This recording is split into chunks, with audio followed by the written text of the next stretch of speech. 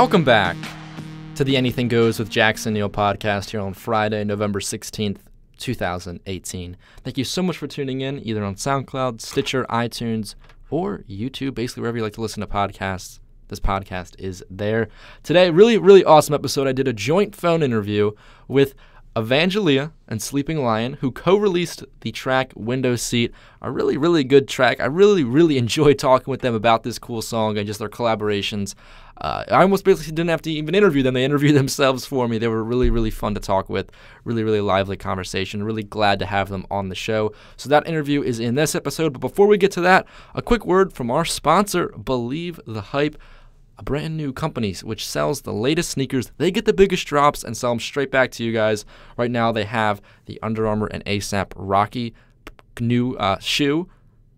They have that in select sizes. So visit the link in the description to find their store to buy that, as well as their Instagram and Twitter accounts. So now, heading right into our interview with Evangelia and Sleeping Lion, discussing their latest song, Windowseat. When did you all first meet? Who wants to take this one? No. I'll start. I think for one reason or another, and what's kind of cool is I just don't really remember. I was following Evangelia on Instagram, and she had put out a song called "Still Think About You," and I happened to be in New York when it came out. We're usually in Los Angeles, but my family's from New York, so I was visiting. I heard it. I reached out and was like, "Hey, would you want to hang or write or anything while I'm in town?" What's interesting is just, it was like one of those things that just pops up on your news feed, and you can just sort of run with it. So we first met in New York, just like hanging and talking about writing something together. Gotcha. That's just a pretty organic kind of thing that happened. It wasn't anything forced. Yeah, exactly. It's the internet doing its job. I think when it comes to, I think it's the same for Evangelia. I think that when it comes to who we work with, it's the best when it's organic and people that we find ourselves and are really excited about, Mm-hmm. So when was it that you guys decided, all right, let's do this track track together we're talking about today, Windowseat? When did you guys decide, all right, this track we want to make together? I'll take this one. Yeah. So Nate and I got together to actually write a song, and we met up at his mom's place, and we were playing on his. Is it your grandmother's piano? It's my grandmother's piano, yeah. Okay, his grandmother's piano. So we wrote Windowseat with the intention of it being a song for me to take as for my solo project, and we didn't have a way to really record it, so we just recorded a voice memo on the iPhone of Nate playing the piano and me singing it, and we sent it to Noah, who was up in Boston at the time, and he produces. And so he did a produced demo, and he sang it because he didn't have my vocals because it was on a iPhone, and he sounded so good. So we got this idea, what? Well, I was gonna say, I went to was it Jersey City? I went to Jersey City to record. Now that we had the track, but that didn't happen till later. Well, we went to Jersey City, and I remember every time we were recording, we kept referencing back to little things Noah did, little voice cracks or little melodies. And I remember on the train back, trying to rewrite the second verse as if it was a duet, trying to think okay, we really liked this, and none of us were really saying, oh, this will be something we do together. We were just recording Evangelia, but it was I think the subway was late, and I was just scrawling in my journal. I was like, all right, what if we said this and she said that, and it turned into this sort of argument. I remember sort of texting, with the one bar of service, some of the lyrical ideas to Evangelia, would you be open to it being a duet instead of, just an Evangelia song. I think that sort of opened the door for the collaboration, Yeah, and I was 100% down because immediately I had already, that had crossed my mind. And that idea of it turning it into a duet was already brewing in my head. I just hadn't brought it up yet. And so when Nate suggested it, I was 100% down. Mm-hmm. And you guys... Well, and Noah, you were You were in Boston? I was in Boston. Yeah, I was sick, and I was at my girlfriend's house, and I was lying in bed, and they just sent me this voice memo, and I'm like, all right, let me just like do a little demo, and I had things about the melody that I wanted to change, which was primarily why I sung it. So I just like recorded into I produced the track lying down, and then recorded into the MacBook microphone, just like, okay, like I'll just like process this, and everyone's like, yo, these vocals sound great. I'm like, I was just trying to like sing the melody. I think it was just something about how like candid it sounded, just sort of like kind of, which is I mean, the whole song sort of falls, you know, on this like phone call. You know, I think that's kind of cool that when we heard his demo, what we were feeling was the sort of like closeness of the conversation, I guess. Mm-hmm. I think I also just sounded really tired, which contributed to the vibe. Mm-hmm. I mean, that's yeah, it's crazy. I mean, I heard that it took place over all these different states, and it's a song where I would not have expected that. It sounded, the collaboration being so close, it sounded just that you almost as if you guys were just in the same room together. But it's crazy you guys were able to make that work over all those texts, emails, and calls and everything. Mm-hmm. Well, I think that when like we've all been sort of doing the music thing for a minute, I think that the sort of white whale, like the rare find of somebody who sort of like Evangelia was talking about, like, kind of reads your mind about like where a song could go or what it could be. I think especially when you deal so much with piano demos and versions and whatever, I think there's a certain level of like imagination you have to have about what a song could be. And I think that from sort of start to finish, we were on the same page about certain things, even when we weren't necessarily being explicit about it. Like I remember I was waiting for a bus in New York, coming back from Boston or something, and the original song actually had a last chorus, and I think the song was like 3 minutes and 30 seconds or something. I remember sort of thinking, like, I love this bridge where we're sort of arguing with each other. What if it just ended there?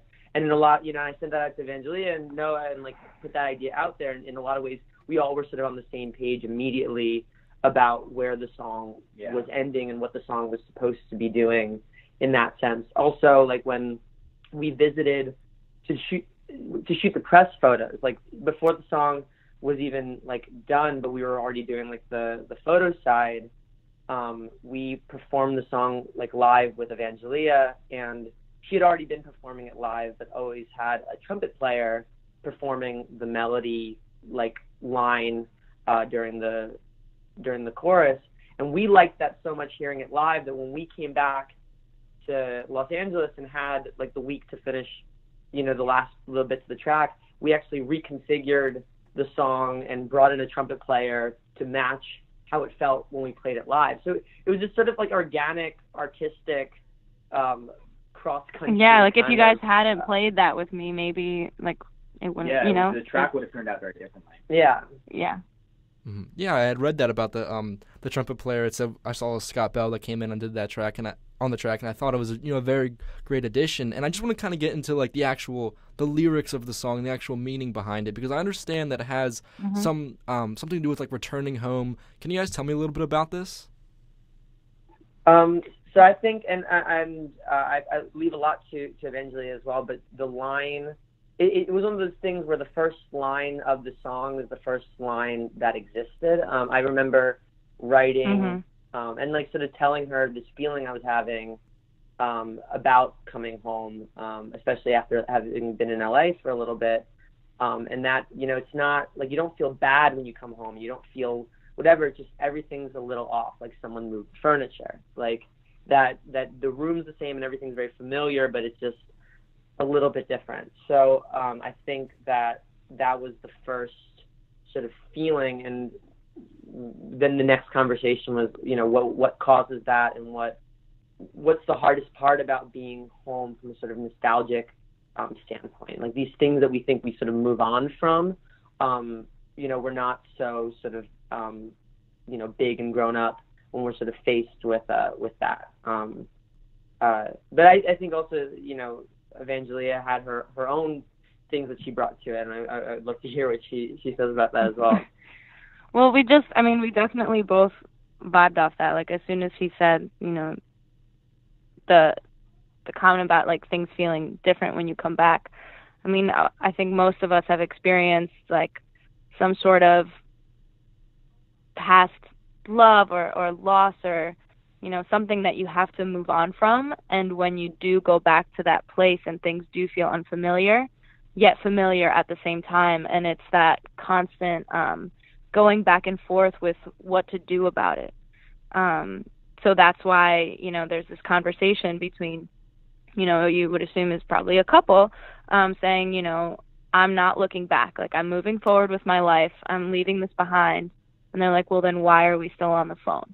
So it's about this process of, it's almost this like masochistic thing we do. It's like we want to let go, and yet we still are holding on. It's like really hard to get both feet out the door. It's like you still have one foot in the past. And the song's about, basically, to me, it's kind of about like convincing yourself to move forward. I think what I like about the idea of like the window seat too is that, it's this idea that, you can look back from this sort of distance that we give ourselves, that like, the farther you fly out or the farther you go, you sort of put this distance to you, but to a degree it's also an illusion. I think my favorite, my two favorite lines, one was the one that she just said, the sort of like undercutting of like, okay, well then why are we still on the phone? But the other one is, I started laughing when I thought about it, but I don't think it's funny yet. This like,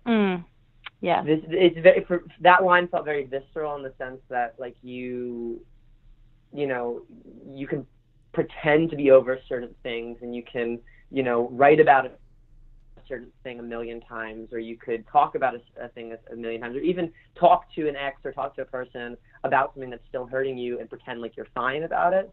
And that line, I remember when it sort of, spews out. Yeah, we both like looked at each other and we're like, yeah.